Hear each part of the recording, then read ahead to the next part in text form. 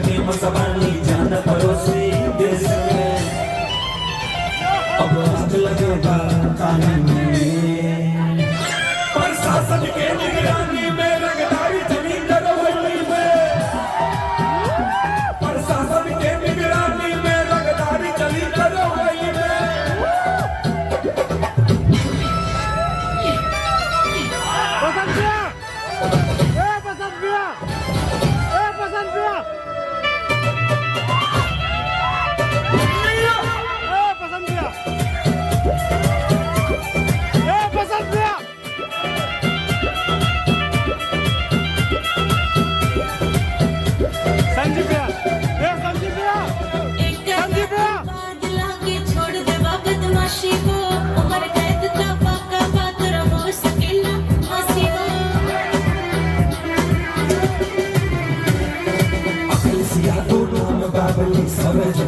जोहर में लागे लगोन सियाही नहीं बसंत राज के मोहर में, बातों में डरमानी में।